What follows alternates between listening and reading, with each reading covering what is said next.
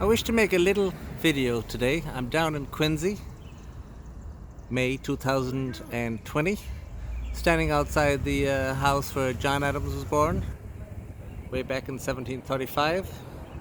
That house is under reconstruction, I guess. It dates back to the 1680s.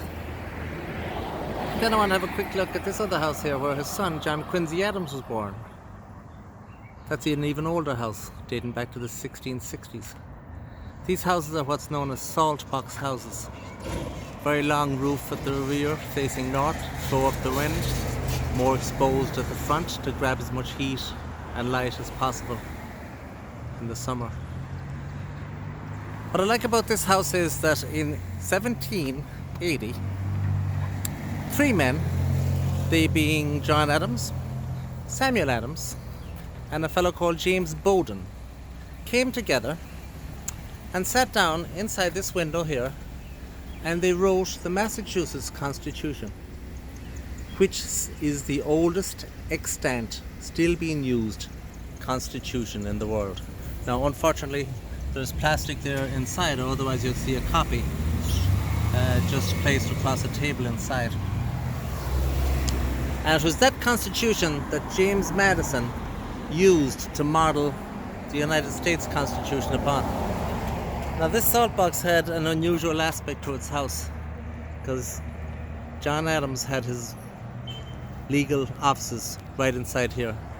So he constructed a third door onto his house so that people could go right in without disturbing the family unit whatsoever. I'm going to walk around here and I'm going to sit down and I'm going to tell a bit about why I think the situation in the country today is a bit dangerous, and perhaps what should be done about to rectify it. But we'll also get a nice view of the rear of John Quincy Adams' house as I go by here.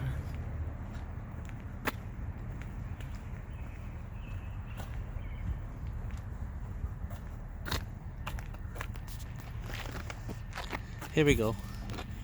What has happened to the United States is it has been slowly but surely, gradually over many, many decades, being reduced to only a shadow of its former self by a group of people called Fabian socialists, who intend to bring a complete new system into this world, known as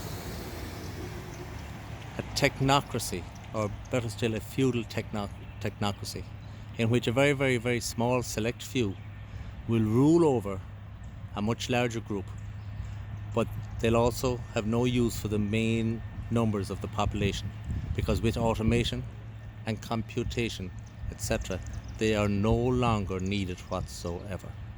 So you are going to see a massive reduction in the population, done in what I believe is known as a soft kill, as distinct from a hard kill when you actually kill them.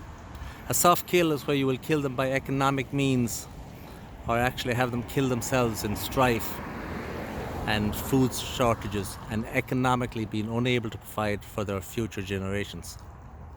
That is why you're seeing today people having fewer and fewer and fewer children, because they're not able to afford to take care of them, etc. Now, what needs to be done, because there is a certain group of people who have decided that we are excess and must be eliminated, we actually must go back to the system where the country was founded, getting rid of all this government control, bureaucracy, red tape, licensing, permission, brainwashing, fake money, theft, taxation, and going back to being a free man. Otherwise, your children, you may not know it at the moment, will have no future whatsoever. So, I would like to form a group of people, and their intention will be to go back to first principles and have more or less the laws and rules and regulations that existed in 1789 when the US Constitution was brought into force. One of the men that signed that Massachusetts Constitution, he thought it was too central and give too much authority to the government.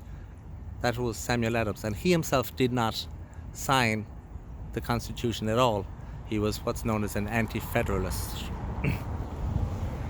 I would like to see these politicians and their political class having their powers of coercion removed from them entirely. Today, you need a license to get your hair cut. You need a license to operate. You are barraged with propaganda from morning to noon to night. People will say we're in the land of the brave and the home of the free. Well, we're not free, and nothing is free. And we most certainly aren't brave, because the entire country are living in abject fear and hysteria, even as we speak, from an illness that is very mild in comparison to the flu that came through here in 1969, for example,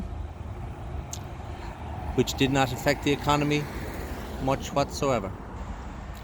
And I will be laying out the principles involved, but that is basically why I set up this group.